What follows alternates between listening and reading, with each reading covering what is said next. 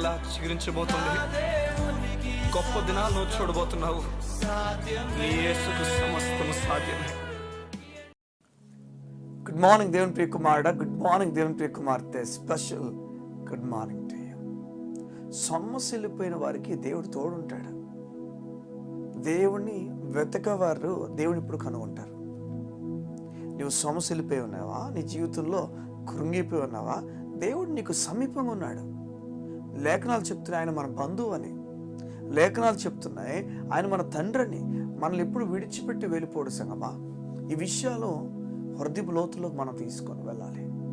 మన హృదయానికి మన 10 మార్లు చెప్పాలి, దేవుడు నీకు తోడై ఉన్నాడు.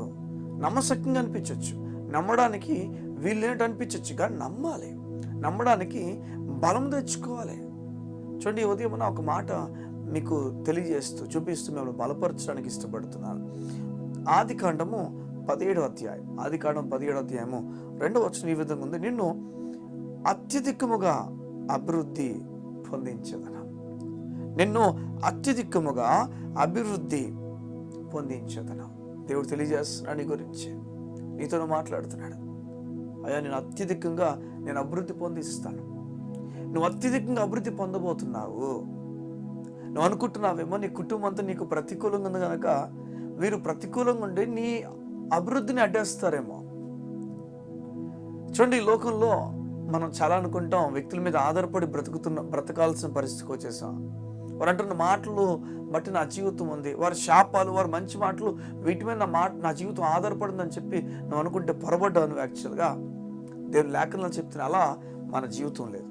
ఎలా ఉంది మన జీవితం? మన జీవితము దేవుని మీద ఆధారపడుతుంది. ఈరోజు మనం బ్రతుకుతున్న ఈ బ్రతుకు ప్రతి నూతనమైన దినము దేవుడిచ్చింది. మనకు వ్యతిరేకంగా తిరిగిన వాళ్ళకి కూడా దేవుడు ఇచ్చాడు. వాళ్ళకి వారి దినాన్ని కోపతాపాలతో, ఈ లోకపు బాధలతో, ఈ లోకపు వ్యసనాలతో, ఈ లోకంలో మనల్ని బాధ పెట్టడానికి వాడొచ్చేమో, మనం అలా వాడకూడదు. మనం దేవుని కొరకు వాడడానికి ఇష్టపడాలి. దేవుడు మేలు చేసేవాడు. మంచి శ్రేష్టమైన బహుమతులు, శ్రేష్టమైన ఈవులు పరలోకమందున మా తండ్రి నుంచి రావాల్సినవే. నీకు దేవుడు చెప్తున్నాడు, నీకు ఇవ్వబోతున్నాడు.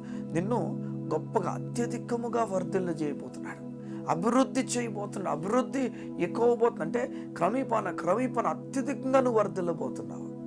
బ్రదర్, నేను నమ్మలేకపోతున్నానండి, నాకు నమ్మకం కుదరట్లేదండి. అయితే నమ్మకానికి ఒక మాట నేను చెప్తాను వినండి. మాట ఏంటంటే, చూడండి, మీరు ఒక వ్యక్తికి అప్పు అయి ఉన్నారు. ఒక 1 లక్ష రూపాయలు మీరు కట్టాల్సింది. ఆ మంత్ మీరు కట్టాల్సిన పని వస్తే మీ దగ్గర డబ్బు ఉంది, మీరు కట్టడానికి సిద్ధంగా ఉన్నారు. ఆ సమయంలో ఆయన ప్రతి మంత్ కూడా మీ దగ్గర డబ్బులు తీసుకెళ్తున్న ఆయన ఆ మంత్ మీకు కాల్ చేసినప్పుడు మీరు చెప్పారు ఆయనకి, ఇలా డబ్బు రెడీగా ఉంది, వచ్చి తీసుకుని వెళ్ళంటే ఆయన ఇప్పుడు నేను రాలేకపోతున్నాను, ఇలా పొలాన్ని ఒక ఆయన వస్తాడు మీ దగ్గరికి, బ్లూ బైక్ వేసుకుని వస్తాడు. ఆ బ్లూ బైక్ వేసుకొచ్చే ఆయనకి ఆ డబ్బులు ఇచ్చేస్తే నేను తీసుకుంటానని చెప్పాడు. ఆ 1 లక్ష రూపాయలు మీరు సిద్ధంగా ఉన్నారు, పట్టుకొని మీ చేతితో పట్టుకొని రెడీగా ఉన్నారు. ఎవరో వ్యక్తిని చూస్తూ మొత్తానికి మీ ఇంటి ముందు ఒక రెడ్ బైక్ ఆగింది. ఈ రెడ్ బైక్ ఆగినందుకు మీరు వేగంగా వెళ్ళి ఆ రెడ్ బైక్ ఆగిన వ్యక్తికి మీరు 1 లక్ష రూపాయలు ఇస్తారా? ఇవ్వరు. చూసారా, ఇవ్వరు. ఎందుకు ఇవ్వరు అంటే కారణం, ఆ రెడ్ బైక్ అని ఆ వ్యక్తికి చెప్పలేదు. ఏ బైక్ అని చెప్పాడు? బ్లూ బైక్ అని. అయితే ఇంకొక 2 నిమిషాల తర్వాత ఆ రెడ్ బైక్ వెనకతల బ్లూ బైక్ ఆగింది. ఇప్పుడు మీరు చెప్పండి, ఈ బ్లూ బైక్ ఆయనకి ఇస్తారా? ఇవ్వరా? 100% ఇస్తారు. వేగంగా వెళ్ళి మీరైనా పలానా వ్యక్తి, పంపబడిన వ్యక్తిని అడిగి అది ఇచ్చేసి మీరు ఆయనకి అందజేయండి అని చెప్తారు.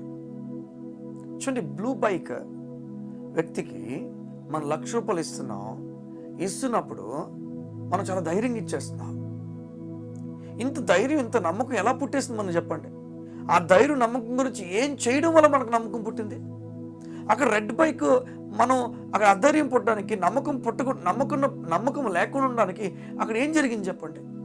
అక్కడ ఎంత ప్రార్థన చేయడం వల్ల ఇక్కడ బ్లూ బైక్ మీద నమ్మకం కుదిరింది? ఎంత ఉపవాసం చేయడం వల్ల ఈ బ్లూ బైక్ మీద నమ్మకం కుదిరింది చెప్పండి? ఇక్కడ ప్రార్థన ఉపవాసాలు బట్టి నమ్మకం కుదరలే, అక్కడ ఆ వ్యక్తి మీకు చెప్పాడు చూసారా, ఆ మాట బట్టి మీకు నమ్మకం కుదిరింది. సత్యము బ్లూ బైక్ అనే సత్యము, రెడ్ బైక్ అనేది అబద్ధం. సత్యము, ఇది సత్యం అని తెలిస్తే ఇమ్మీడియట్గా నీకు నమ్మకం పుడుతుంది. ఎస్, ఇది ట్రూత్ అంతే, ఇది నమ్మకం. దేవుడు చెప్తున్నాడు, నేను అత్యధికంగా నేను దీవిస్తాను, అత్యధికంగా నేను అభివృద్ధి కలుగు చేస్తాను, నువ్వు అలా పైకి వెళ్తూనే ఉంటావు, నువ్వు కంగారు పడదని దేవుడు చెప్తున్నప్పుడు అది సత్యం అని నమ్మాలి, అది రైట్ అని నమ్మాలి. నీకు ఇచ్చిన విజన్స్ ఏమవుతున్నాయో, నీకు ఇచ్చిన ఆలోచనలు ఏమవుతున్నాయో వాటి మీద నువ్వు దృష్టి ఉంచాలి. అది నేను సత్యంగా, అది నువ్వు సత్యంగా పట్టుకున్నప్పుడు నీలో విశ్వాసవంతంగా పుట్టించేస్తుంది.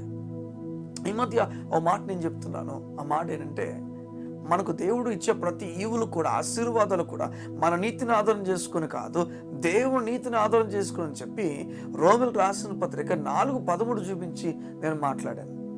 అబ్రాహాముకైనను అతని సంతానంకైనను దేవుడట ఆశీర్వదించినప్పుడు ధర్మశాస్త్ర సంబంధమైన క్రియలు అంటే మంచి పనులు ఆధారం చేసుకుని ఆశీర్వదించలేదట. దేన్ని ఆధారం చేసుకుని ఆశీర్వదించాడు? విశ్వాసం వల్ల అయిన నీతి వల్ల.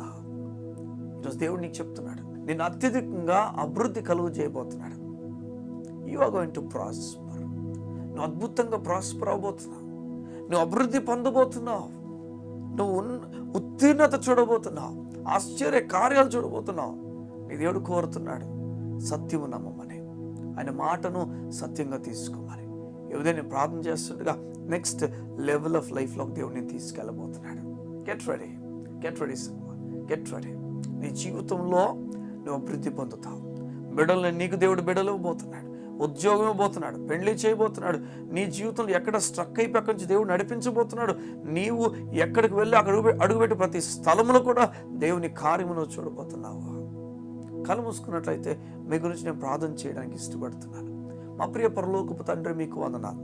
నీ బిడ్డలు ఏ విషయంలో కూడా దిగులు పడకూడదని, ధైర్యం ఉండాలని చెప్పి మీ ఆశ ఉన్నతంగా మా పట్ల ఉంది. నీకు వందనాలు. ఈరోజు నీ బిడ్డలు ఏ చోట అయితే ఆధారపడిపోయారో, ఏ చోట అయితే ఇక్కడి నుంచి ముందుకు ప్రయాణం లేదని, ఇక్కడి నుంచి ముందుకు ఇంకా వెళ్ళలేమని దిగులు పడిపోతూ ఆలోచిస్తున్నారో, అన్ని సందర్భాల్లో నీ బిడ్డలకు నెమ్మది ఇవ్వండి, ధైర్యమును, సమాధానం ఇవ్వండి.